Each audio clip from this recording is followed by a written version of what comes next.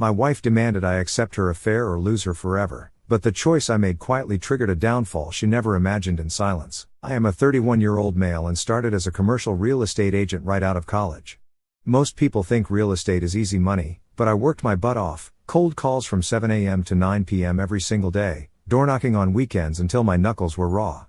Basically living in my car, driving clients around looking at properties.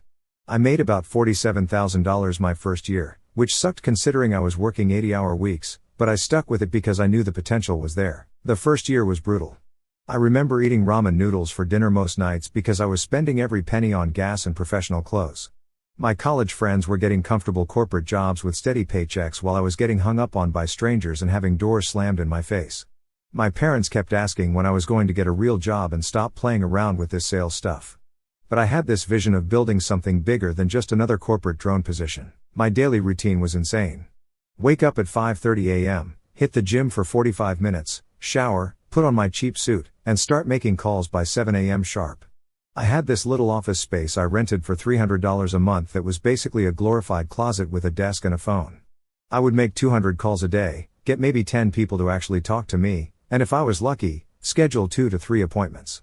Most of those appointments would cancel or turn out to be time wasters, but occasionally I would get a real lead. The rejection was constant and soul-crushing. We are not interested. Take us off your list. Do not call here again. Sometimes people would just hang up the second they heard it was a sales call. I remember one particularly bad week where I made 1,000 calls and did not get a single appointment. I was ready to quit and go work at my dad's construction company, but something kept me going. Year 2 was better. I made about $73,000 and started to understand the business better. Year 3, I cracked 6 figures for the first time and felt like I was finally getting somewhere. By year 5, I had enough saved up and enough industry connections to take the biggest risk of my life, opening my own brokerage with my college buddy, Jake. Jake and I met freshman year when we were randomly assigned as roommates in the dorms. He was studying business while I was doing economics, but we clicked immediately over our shared love of basketball and terrible action movies. He is one of those people who can make friends with anyone within 5 minutes of meeting them, the complete opposite of my more analytical, introverted personality. While I was good at the technical side of real estate, market analysis, property valuations, contract negotiations, understanding zoning laws, and building codes, Jake was a natural at networking and bringing in clients. He could walk into a room full of strangers and leave with 5 new business cards and 3 potential deals. It was a perfect partnership. We started with just the 2 of us in this tiny 200 square foot office above a sandwich shop in a strip mall. I am talking about a space so small that when one of us stood up from our desk, the other person had to scoot their chair in. We had 2 beat-up desks from Craigslist, a shared printer that jammed every other page, and a coffee maker that made coffee that tasted like motor oil. But we had big dreams, and we were hungry. We specialized in commercial properties, office buildings, retail spaces, industrial complexes, warehouses. The commissions are absolutely huge if you can land the deals, but the competition is fierce, and the sales cycles are long. We are talking about deals that take 6 to 18 months to close, with buyers who want to see every detail, every financial statement, every inspection report. One small mistake and you lose a $1 million commission. Our first big break came about 8 months in when Jake worked his way into a meeting with a developer who was looking to sell a 12-story office building downtown. The building was about 15 years old, fully occupied, generating $2.8 million annually in rental income. The asking price was $28 million. We worked that deal for 4 months, stayed up until 2 a.m. every night putting together proposals, coordinated with inspectors, dealt with financing issues, and handled negotiations between the buyer and seller. When it finally closed, we split a $340,000 commission with the buying agent. After expenses and taxes, Jake and I each walked away with about $120,000. I will never forget that feeling of seeing those numbers in our business account for the first time. That was 6 years ago. Now we have got 23 agents working for us. We have sold over $180 million in properties, and I personally made $1.3 million last year. We moved into a 4,000 square foot office in the business district with a conference room that has a view of the whole city, individual offices for all our top agents, and a reception area that actually looks professional. Not bad for a guy who started making cold calls in a beat-up 2008 Honda Civic with 180,000 miles on it. I met Jessica when I was 26, right when my business was starting to take off. She was 24, working as a social media coordinator at some startup that went under 6 months later. She was gorgeous, 5 foot 6 inches, blonde hair that probably cost more to maintain than most people's car payments. The kind of girl who could walk into any room and every guy would notice. The problem was, she definitely knew it. We met at a networking event downtown. I was there trying to drum up business contacts, wearing my best suit, which at the time was a $200 Men's Warehouse special. She was there with some friends from her startup, wearing a black dress that probably cost more than I made in a week back then. She had this confidence about her that was magnetic. We started talking and she seemed genuinely interested in what I did for work. She asked smart questions about the real estate market and seemed impressed that I was building my own business. Looking back, I realized she was probably calculating my earning potential, but at the time, I thought she was just intellectually curious. We got married 2 years later in what can only be described as an over-the-top production. At the time, I was pulling in about $165,000 annually, and she was making maybe $32,000 doing various marketing jobs that never seemed to last very long. The companies would hire her for her looks and social media skills, but she would get bored or have conflicts with management and move on every 6 to 8 months. I paid for the entire wedding, $38,000, for what was basically a big party with 150 guests, an open bar that went until 2 a.m., a live band that cost more than my first car, and enough flowers to fill a greenhouse. Jessica handled all the planning and went absolutely all out. She spent months researching venues, tasting cakes, and trying on dresses that cost more than most people's monthly rent. The final dress she chose was $3,200, and she wore it for exactly 6 hours. The venue was this historic mansion outside the city, with manicured gardens and a ballroom with crystal chandeliers. The flowers alone cost $4,500, white roses and peonies everywhere, centerpieces that were works of art, a flower arch for the ceremony that looked like something from a fairy tale.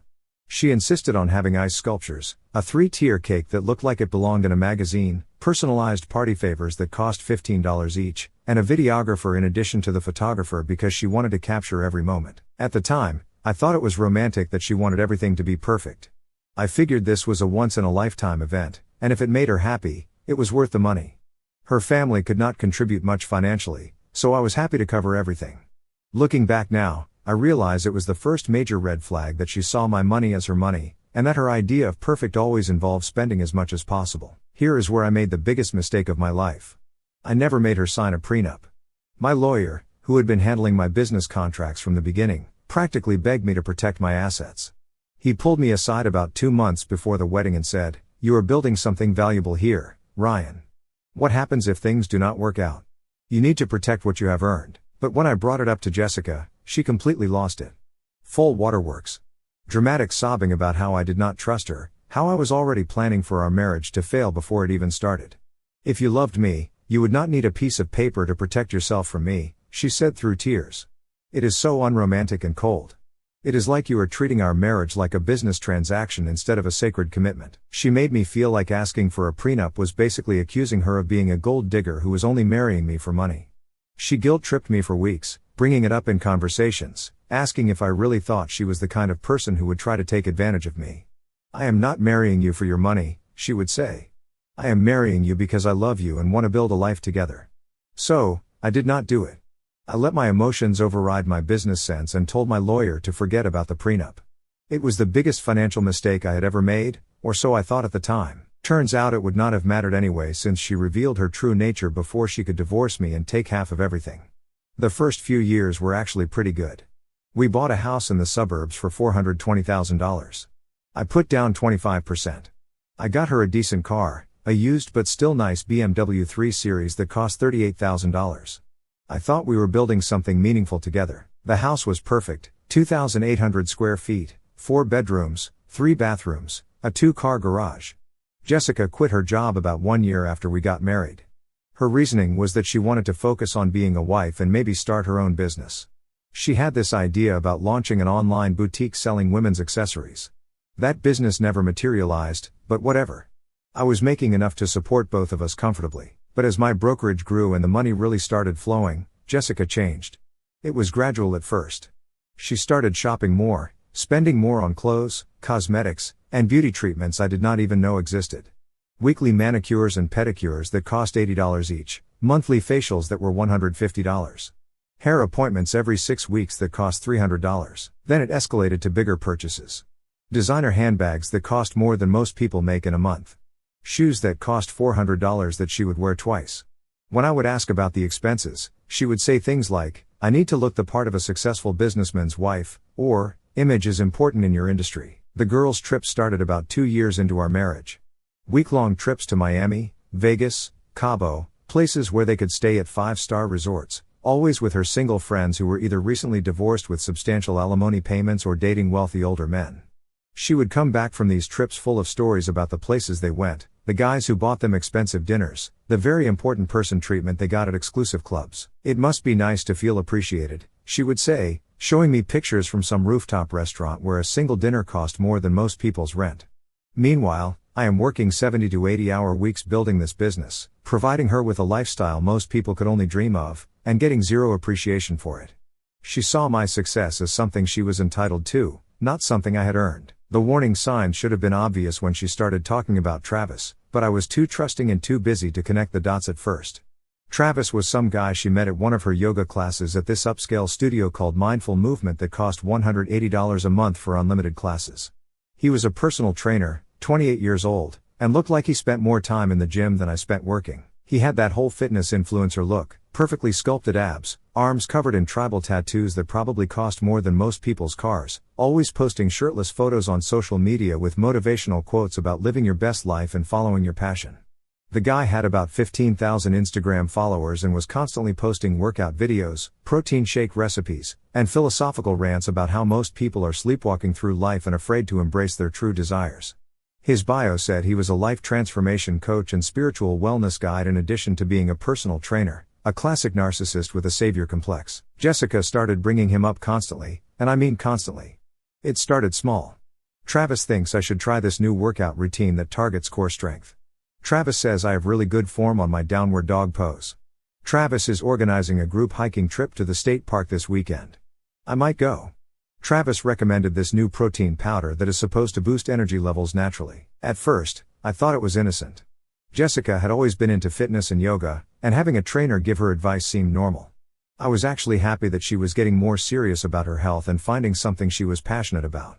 But then the conversations got more personal and more frequent. She would tell me about Travis's philosophy on life, his opinions on relationships, his theories about what makes people truly happy. Apparently, this guy was not just a personal trainer, but also some kind of life coach and spiritual guru who had all the answers to life's big questions.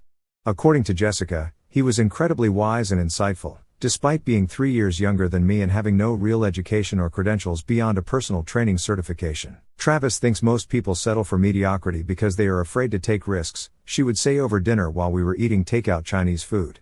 "He believes in living authentically and not compromising your true desires for social expectations or fear of judgment."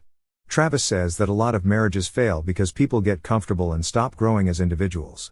They become dependent on each other instead of becoming the best versions of themselves. Travis thinks that monogamy is an outdated concept that goes against human nature. He says, "Humans are not naturally designed to be with just one person for their entire lives." Yeah, that last one should have been a massive red flag the size of a football field. But I was so busy trying to close deals and manage our growing team that I did not pay enough attention to what she was really saying. I would just nod and make some non-committal response while mentally going over my to-do list for the next day. The gym sessions with Travis became more frequent and longer. What started as twice-a-week yoga classes turned into daily workout sessions that lasted 2 to 3 hours. She would leave the house at 9 a.m. for what she called morning training and come back at noon, glowing and energized in a way I had not seen in months. She started getting in the best shape of her life, losing weight and gaining muscle tone. Her whole demeanor changed. She had more energy, seemed happier, was more confident. I should have been happy for her, but something about the whole situation felt off. She would come home from these sessions talking nonstop about what Travis had taught her, what they discussed, what new insights she had gained about herself. It was like she was getting therapy and life coaching disguised as fitness training. Then there were the text messages. I would see her phone light up with notifications while we were watching TV, and she would grab it immediately with this little smile on her face. When I would ask who was texting, she would say, "Just Travis confirming tomorrow's session," or, "Travis sending me an article about nutrition and mindfulness." But the frequency of the messages was suspicious, sometimes 15 or 20 texts in an evening, often continuing past 11 p.m. One night, I jokingly asked to see what kind of nutrition articles required so many messages, and she got defensive. "It is not just articles. We discuss a lot of different topics. He is helping me grow as a person and understand myself better." When I pressed a little more, She got annoyed and said I was being controlling and jealous. I am not an idiot and I am definitely not the jealous type, but I could see exactly what was happening. This guy was slowly working his way into my wife's head, filling her with ideas about authentic living and not settling for less than you deserve. Classic manipulation tactics wrapped up in new age spirituality and fitness motivation. He was love bombing her with attention, making her feel special and understood while simultaneously planting seeds of discontent about her current life. But I thought if I just kept being a good husband, kept providing, kept building our future, she would snap out of it. I figured it was just a phase, maybe an early midlife crisis or something. I started trying to spend more time with her, planning date nights, surprising her with little gifts, even suggesting we take a vacation together, but she seemed distracted and uninterested, like her mind was somewhere else entirely. Boy, was I wrong. Friday, September 8th. I will never forget that date because it was the day I realized I had married a complete sociopath. I came home early from the office around 4 p.m., which was rare, but we just closed a major deal, a 47-story office complex downtown, a $2.1 million commission that would basically set us up for the next 2 years. I was excited to share the news with Jessica. I walked into our house expecting to find her doing whatever she usually did during the day, but instead I found her in our bedroom throwing clothes into suitcases. 3 big suitcases spread across our king-sized bed, and she was moving with frantic energy. Going somewhere? I asked, genuinely confused. She did not even look up. I am going to stay with my sister for a while. Okay, why? Did something happen? That is when she finally stopped packing and turned to face me. The look on her face was pure contempt mixed with determination, like I was something unpleasant she had been forced to deal with for too long. Ryan, I cannot do this anymore. I am suffocating in this boring suburban nightmare. I am 29 years old and I feel like I am already dead inside. I sat down on our bed. What are you talking about? I thought things were going well between us. I just closed the biggest deal in our company's history. That is exactly the problem, she said, pacing around the room like a caged animal. All you care about is work and money and building some boring future where we grow old in this house, doing the same predictable things every day until we die. I am building this for us, Jess. For our future together. I do not want that future. I want to live now while I am still young and attractive and have opportunities. I want experiences, adventure, passion. I want to feel alive instead of just existing. The way she said young and attractive hit me like a punch to the gut. It was like she was putting an expiration date on our relationship. What kind of experiences? I asked, though deep down I already knew where this was heading. She stopped pacing and looked me dead in the eye. I want to see other people, Ryan. We should open our marriage or I am leaving today, right now. The room went completely silent except for the sound of my heart pounding. You want to be with other men? It was not really a question. Do not make it sound dirty, Ryan. It is about exploring life, about not limiting ourselves to one person when there is so much out there to experience. And if I say no, then I walk out that door right now and you will never see me again. Your choice. Here is the thing that really made me angry. She said it with this smug confidence, like she was holding all the cards, like she genuinely believed I would be so desperate to keep her that I would agree to let her sleep with other guys while I continued to pay for her lifestyle. You know what, Jessica? I said, standing up. You are absolutely right. For a split second, her face lit up with this victorious smile. You should definitely go explore all those experiences you are missing out on. Have fun with that. The smile disappeared so fast it was almost comical. What? You heard me. Go live your best life. See what else is out there. I am sure Travis will be thrilled to help you with your journey of self-discovery. You are not going to fight for me? Fight for what exactly? A woman who sees our marriage as a prison sentence? Hard pass. She stood there for 1 full minute, probably waiting for me to break down and beg her to stay. Instead, I pulled out my phone and started scrolling through my contacts. Who are you calling? My locksmith first, then my lawyer. That is when the mask really came off. You cannot just change the locks. This is my house, too. Actually, no you do not. The house is in my name only, bought with my money before we got married. You can grab whatever belongs to you. But you have got about 1 hour before the locks get changed. She tried the manipulation tactics next. First came the tears, then anger, then attempts at negotiation. Please, Ryan, I love you. I just need to figure some things out. You had 7 years to figure things out. Time is up. How can you throw away everything we have built together? I am not throwing anything away. You already did that when you decided I was not enough and started planning your exit strategy with your personal trainer. When I mentioned Travis, her face went pure panic, like she just realized I knew way more than she had thought. It is not what you think. Travis and I are just friends.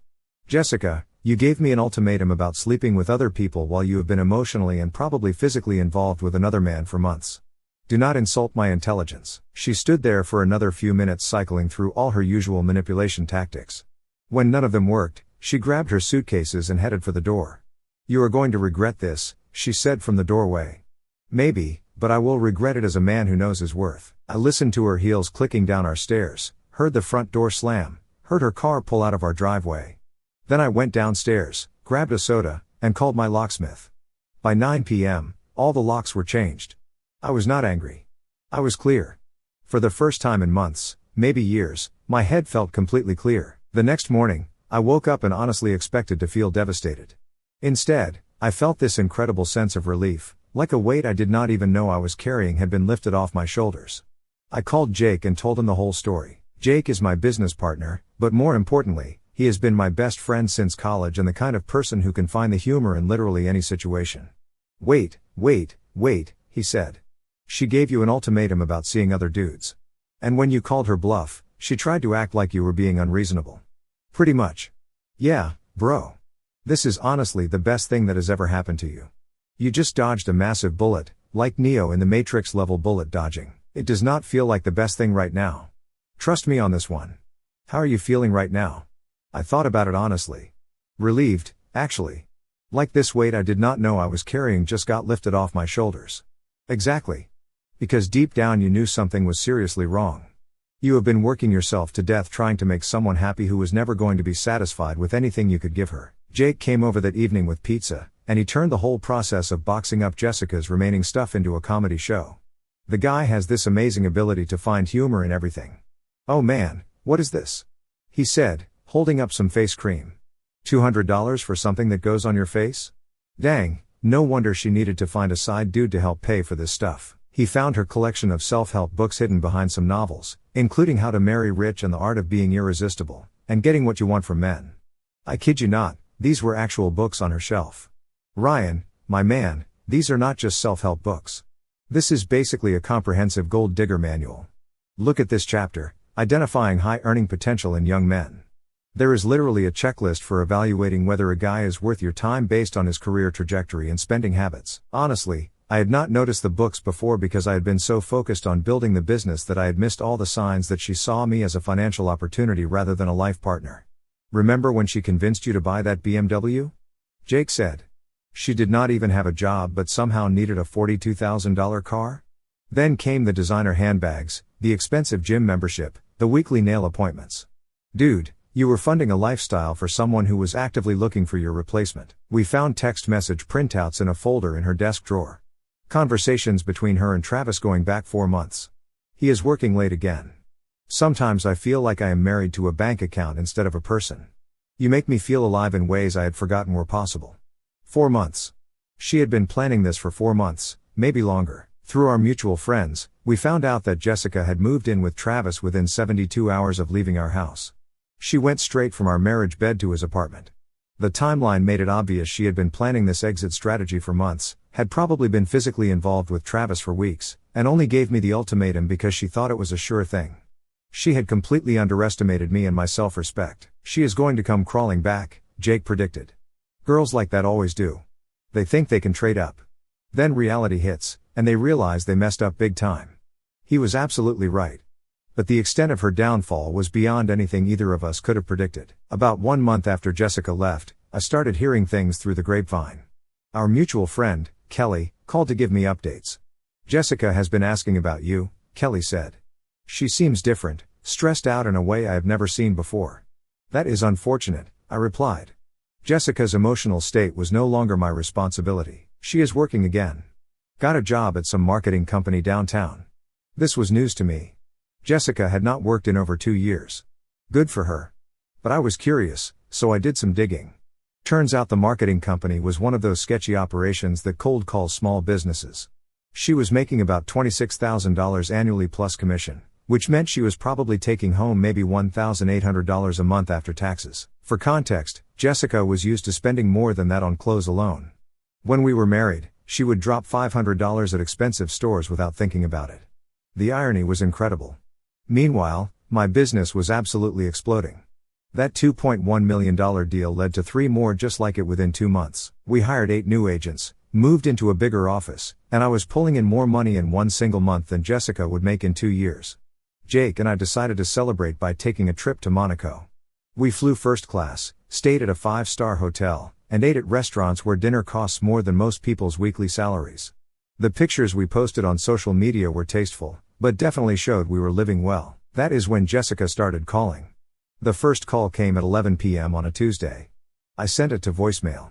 She left a rambling message about how she had been thinking about me and just wanted to talk. Her voice sounded different, smaller, somehow less confident. The second call came 2 days later. This time, I answered. "Hey, Ryan. I hope you do not mind me calling. I was just thinking about you." "That is nice, Jessica. How are things going?" We made small talk for about 5 minutes. "Then maybe we could grab coffee sometime. I miss talking to you. I miss our friendship." "I do not think that is a good idea, Jess." "Why not? We were together for almost 1 decade. Cannot we at least be friends?" Friends do not give each other ultimatums about open marriages. "Jessica, I was confused back then. I was not thinking clearly. I was going through something and made some really bad decisions. You seemed pretty clear to me when you were packing those suitcases. Please, just coffee. I promise I am not trying to get back together. I just could really use a friend right now." "No, I am sorry, but no." I hung up and immediately blocked her number, but Jessica started showing up places where she knew I would be: the gym, the coffee shop near my office, the restaurant where we had our first date. Each time she would act like it was a complete coincidence. 2 months after the call started, Jessica's sister, Emma, reached out to me. Emma and I had always gotten along well. She was the sensible one in the family. "Ryan, I need to talk to you about Jessica." "What about her?"